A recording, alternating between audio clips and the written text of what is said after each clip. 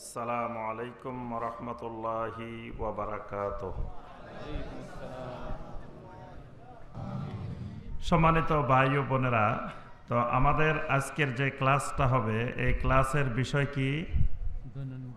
দৈনন্দিন জীবনে ইসলাম, কর্ম ও ইবাদত। আচ্ছা বলেন তো দেখি, এখানে যারা আমরা আসছি আমরা সবার ভিতরে কি ঈমান আছে কি নাই? অনেক ভাইয়ের মনে হয় নাই, বলে নাই। কি ঈমান আছে? আলহামদুলিল্লাহ। তাহলে আমরা এখানে যারা বসছি প্রত্যেকের ভিতরে কি আছে? ঈমান আছে। আমরা সবাই ঈমানওয়ালা, সবাই ঈমানদার। ঠিক আছে তো নাকি? আলহামদুলিল্লাহ।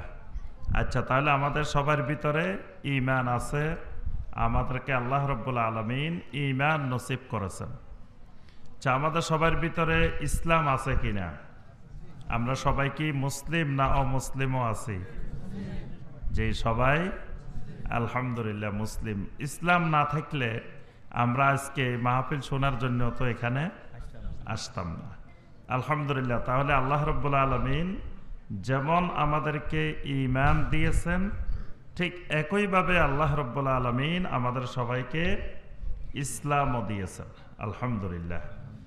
ঈমান এবং ইসলাম পাওয়া এটা আল্লাহ রাব্বুল আলামিনের সবচাইতে বড় নেয়ামত। এটার চেয়ে বড় নেয়ামত আল্লাহর জমিনে দ্বিতীয় আর কোনো বিষয় নাই। আলহামদুলিল্লাহ। ঈমানটা আমরা কখন পাইলাম বলেন তো দেখি? ঈমান কখন থেকে পেয়েছি? কখন থেকে আমরা ঈমানদার?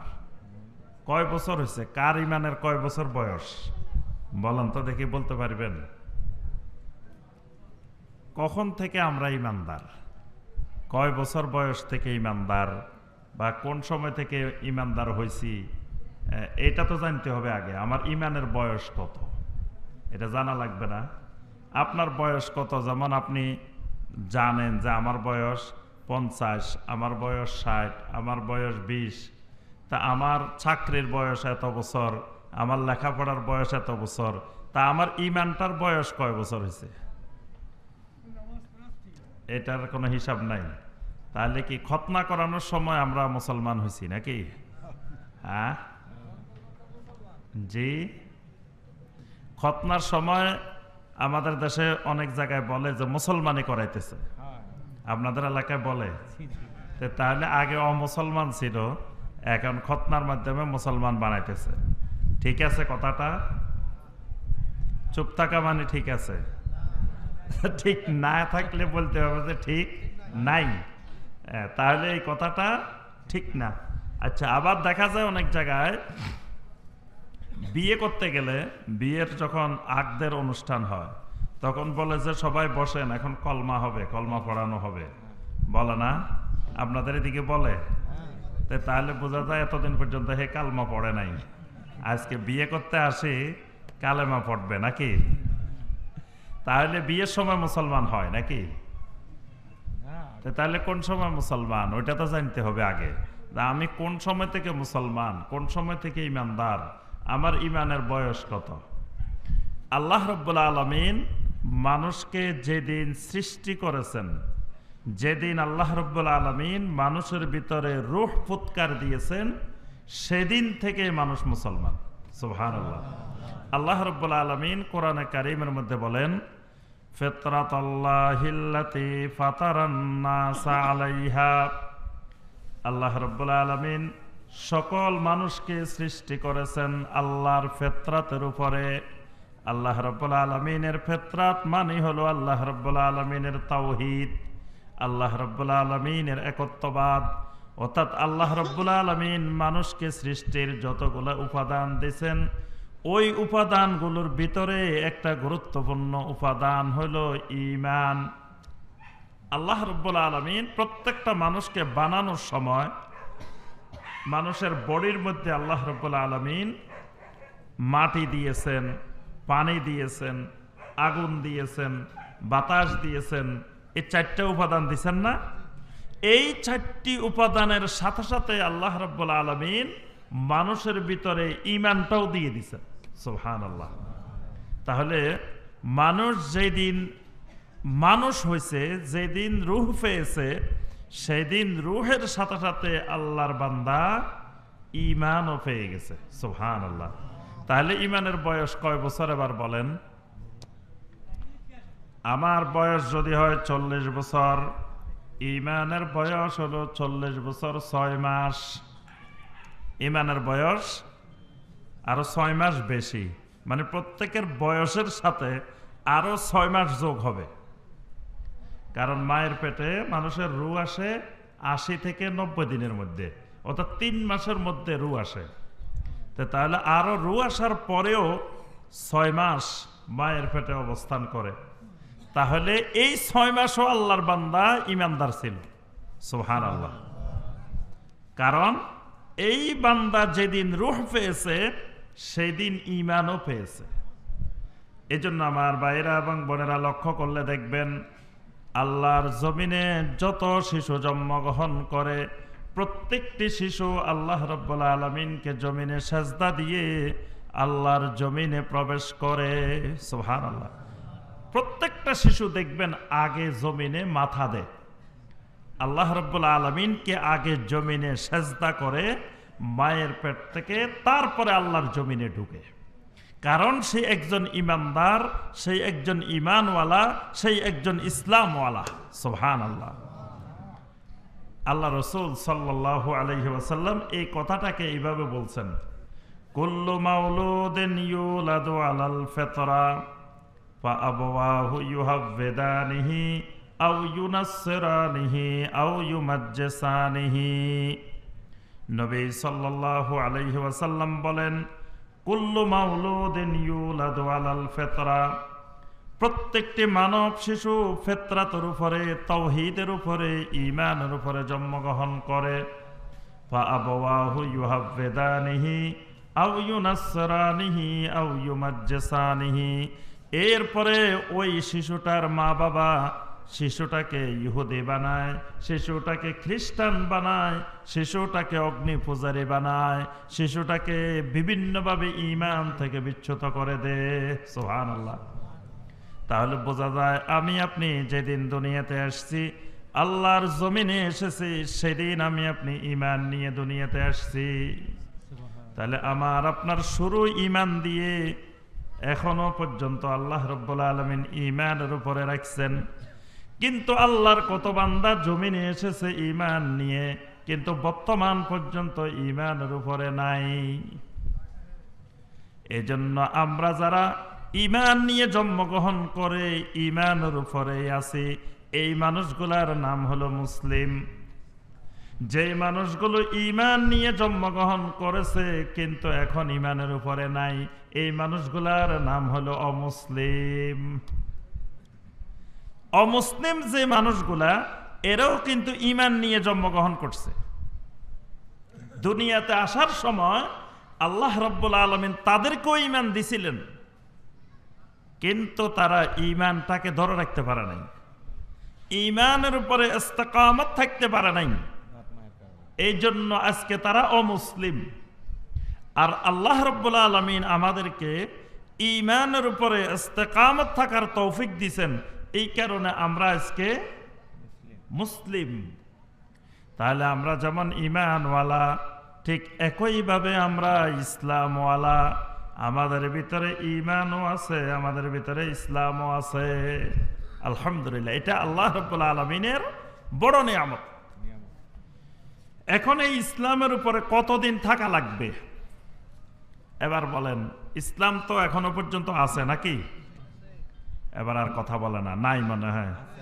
এই ক্লাসে কিন্তু কথা বলা লাগবে, আছে নাই, হ্যাঁ না, ইয়েস নো, যে কোনো একটা তো বলা লাগবে।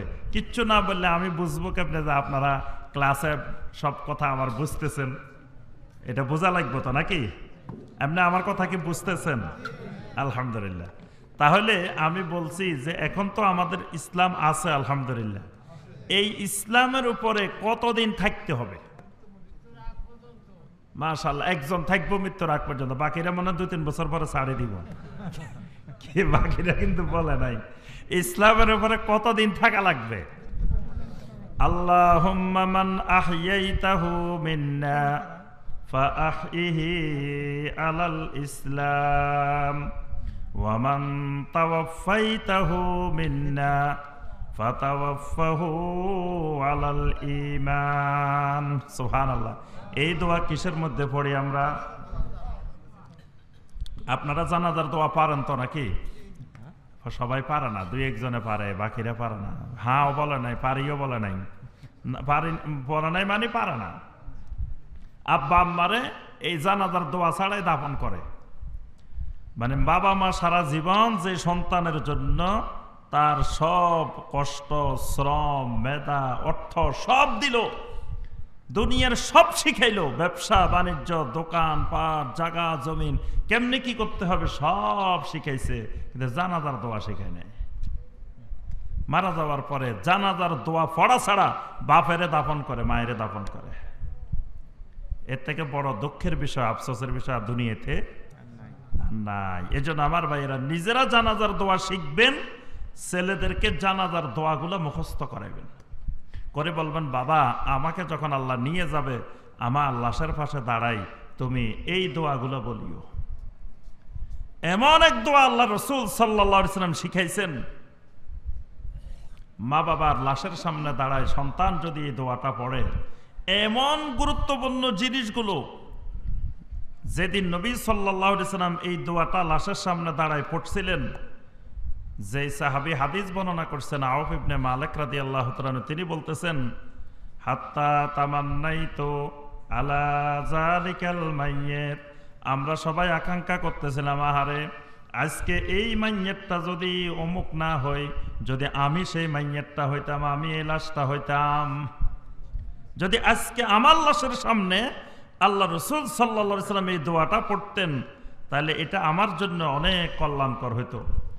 আল্লাহুম্মা গফির লাহু ওয়ারহামহু ওয়া আফিহি ওয়াফু আনহু ওয়া আকরিম নুজুলাহু ওয়া ওয়াসি মুদখালাহু ওয়া আদখিলহু দারান মিন ওয়া আবদিলহু দারান মিন দারিহি ওয়া ওয়াজআল লাহু যাওজান খায়রান মিন যাওজিহি আল্লাহুম্মা আদখিলহুল জান্নাহ ওয়া আইযহু মিন আযাবিল কবর।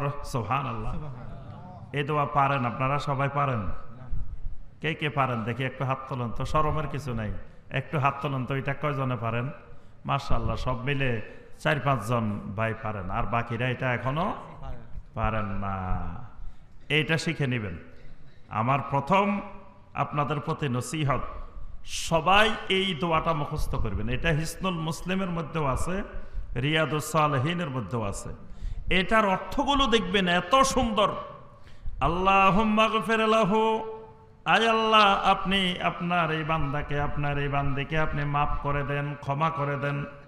ওয়ারহামহু, আয় আল্লাহ আপনি তাকে রহম করেন, তার উপরে রহমত নাজিল করেন। ওয়াফু আনহু, আয় আল্লাহ তাকে আপনি ক্ষমা করে দেন। ওয়া আফিহি, তাকে আপনি নিরাপত্তা দেন। আয় রব্বুল আলামিন তাকে দুনিয়ার বাড়িঘরের চাইতে উত্তম বাড়িঘরের ব্যবস্থা করে দেন। ওয়া আকরিম নুজুলাহু, আয় আল্লাহ তার জন্য সম্মানজনক মেহমানদারির ব্যবস্থা করে দেন। সুবহানাল্লাহ। ওয়া ওয়াসি মুদখালাহু, আয় আল্লাহ তার কবরটাকে আপনি প্রশস্ত বানাই দেন, দুনিয়ার সঙ্গী সাথীর চাইতে উত্তম সঙ্গী সাথীর ব্যবস্থা করে দেন। আয় আল্লাহ তার গুনাহ খাতাগুলোকে আপনি ধুয়ে মুছে পরিষ্কার করে দেন, সাদা কাপড়কে যেমন পরিষ্কার করা হয়, আয় আল্লাহ তাকে গুনাহ থেকে এইরকম দবদবে পরিষ্কার বানাই দেন। ওয়া আদখিলহুল জান্নাহ, আয় আল্লাহ তাকে জান্নাতে ঢুকাই দেন। ওয়া আইযহু মিন আযাবিল কবর, আয় আল্লাহ তাকে আযাবে কবর থেকে আপনি রক্ষা করেন। সুবহানাল্লাহ। এই দোয়া আব্বা আম্মার জন্য করা লাগবে না? না করতে পারলে ওইটার মতো অবাগা, ওইটার মতো দুর্বাগা আর সন্তান জমিনে হইতে পারে না। ওইটা সন্তান নামের অযোগ্য। এই জন্য আমার ভাইরা এবং বোনেরা এই জানাজার দোয়াটা মুখস্থ করবে। আমি যে কথাটা বলতেছিলাম, জানাজার দোয়ার মধ্যে আমরা বলি আল্লাহ রাব্বুল আলামিনের কাছে, আল্লাহুম্মা মান আহইয়াইতাহু মিন্না ফাআহইহি আলাল ইসলাম, আয় আল্লাহ আপনি আমাকে যতদিন পর্যন্ত বাঁচাই রাখবেন ততদিন পর্যন্ত আমাকে ইসলামের উপরে বাঁচাই রাখবেন। ওয়ামান তাওয়াফাইতাহু মিন্না, যেই সময়ে, যেই দিন, যেই মুহূর্তে আমার মৃত্যুটা দিবেন, ফাতাওয়াফাহু আলাল ঈমান, আমার মৃত্যুটা আপনি ঈমানের উপরে দিবেন। সুবহানাল্লাহ। তাহলে ইসলামের উপরে থাকতে হবে মৃত্যু পর্যন্ত। যতদিন জীবন আছে ততদিন ইসলাম আছে। যতদিন আমি বেঁচে আছি, আল্লাহ বাঁচায় রাখছেন, ততদিন ঈমানের উপরে, ইসলামের উপরে বেঁচে থাকতে হবে। না হয় বেঁচে থাকার দরকার নেই। না বেঁচে থাকার চাইতে মরে যাওয়া ভালো। যদি ইসলামের উপরে বেঁচে না থাকতে পারি, তাহলে আমরা যারা এখন আছি ইসলামের উপরে, এটা থাকতে হবে কোন পর্যন্ত? মৃত্যু পর্যন্ত। মৃত্যু পর্যন্ত যদি থাকতে পারি, তাহলে আল্লাহ রাব্বুল আলামিন জান্নাত দিবেন। সুবহানাল্লাহ। আল্লাহ সুবহানাহু ওয়া তাআলা ঘোষণা দিয়েছেন, ইন্নাল্লাযীনা ক্বালু রাব্বুনাল্লাহু সুম্মা ইসতাকামু তাতানাজ্জালু আলাইহিমুল মালাইকাতু আল্লা তাখাফু ওয়ালা তাহজানু ওয়া আবশিরু বিল জান্নাতিল্লাতী কুনতুম তুআদুন। সুবহানাল্লাহ। আল্লাহ রাব্বুল আলামিন বলেন, ইন্নাল্লাযীনা ক্বালু রাব্বুনাল্লাহ, যেই মানুষগুলা বলছে রাব্বুনাল্লাহ, আমাদের রব হলো একমাত্র আল্লাহ, অর্থাৎ যেই মানুষগুলো ঈমান এনেছে, যেই মানুষগুলো ঈমানওয়ালা হয়েছে, সুম্মা ইসতাকামু, এরপরে মৃত্যু পর্যন্ত ঈমানের উপরে ইস্তেকামত ছিল। শুধু রাব্বুনাল্লাহ বলছে, ঈমান আনছে এরকম না। ঈমান আনার পরে মৃত্যু পর্যন্ত ঈমানের উপরে, ইসলামের উপরে ইস্তেকামত ছিল। তাতানাজ্জালু আলাইহিমুল মালাইকাতু, মৃত্যুর সময় তার সামনে আল্লাহর ফেরেশতারা এসে হাজির হয়ে যান। সুবহানাল্লাহ। আল্লাহ রাব্বুল আলামিনের রহমতের ফেরেশতারা তার সামনে হাজির হয়ে যান। হাজির হয়ে বলতে থাকে, আল্লাহ তাখাফু ওয়ালা তাহজানু, ও আল্লাহর বান্দা, ও আল্লাহর বান্দি, কোনো ভয় নাই, কোনো চিন্তা নাই, কোনো পেরেশানি নাই, তোমার কোনো ধরনের ভয়, কোনো চিন্তা, টেনশন কিছুই নেই।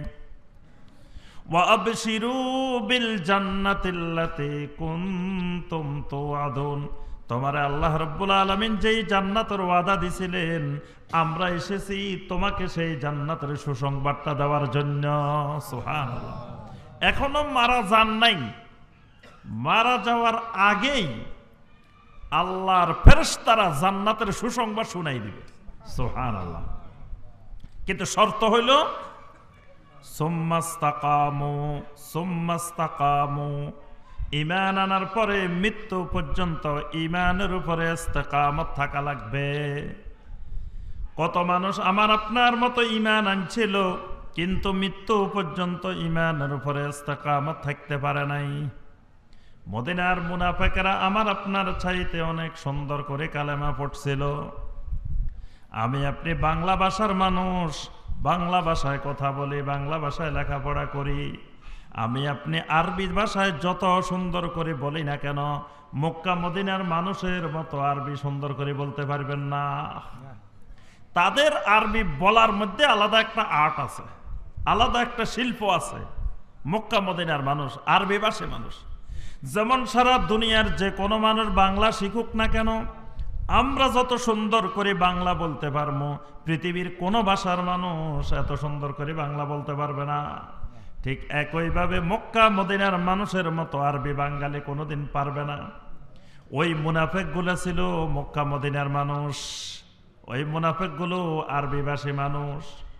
কত সুন্দর করে কালেমা পড়ছে, কিন্তু কালেমা পড়ে জান্নাতে যাইতে পারে নাই, জাহান্নামী হয়েছে। খালি জাহান্নামী না, যেই মানুষগুলো কালেমা পড়ে নাই ওই মানুষগুলো জাহান্নামী হয়েছে। যেই মানুষগুলো কালেমা পড়ি, কালেমার উপরে ইস্তেকামত থাকে নাই, মুনাফিকগুলা, আল্লাহ রাব্বুল আলামিন ঘোষণা দেন, ইন্নাল মুনাফিকিনা ফিদ দারকিল আসফালি মিনান নার। এই মুনাফিকগুলা খালি জাহান্নামে যাবে না, জাহান্নামের একেবারে সর্বনিম্ন স্তরে যাবে। নাউযুবিল্লাহ।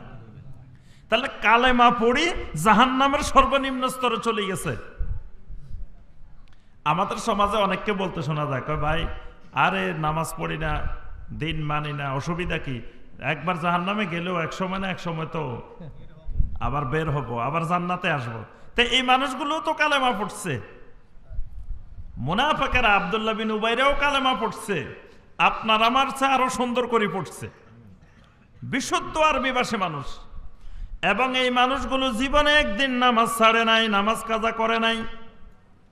আজকে মুসলমান নামাজ ছাড়িও মুসলমান থাকে, ওই যুগের মুনাফিকও কোনোদিন এক ওয়াক্ত নামাজ ছাড়ে নাই। কারণ মুনাফিক যদি নামাজ ছাড়তো তার শাস্তি হয়ে যেত মৃত্যুদণ্ড। এক ওয়াক্ত নামাজ ছাড়লে তার শাস্তি হবে মৃত্যুদণ্ড।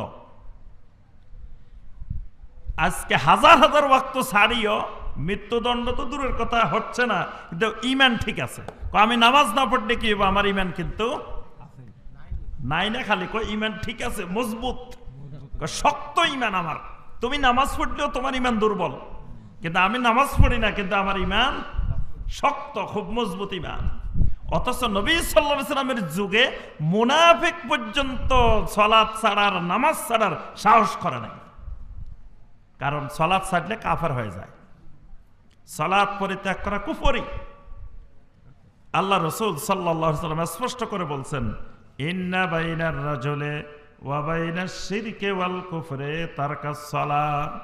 ইমানদারের মাঝে কাফেরের মাঝে, ইমানদারের মাঝে মুশরিকের মাঝে পার্থক্য সৃষ্টি করে যে জিনিসটা, সেটা হলো সালাত। ইমানদার সালাত ছাড়ে না, মুশরিক কুফাররা সালাত ছেড়ে দেয়।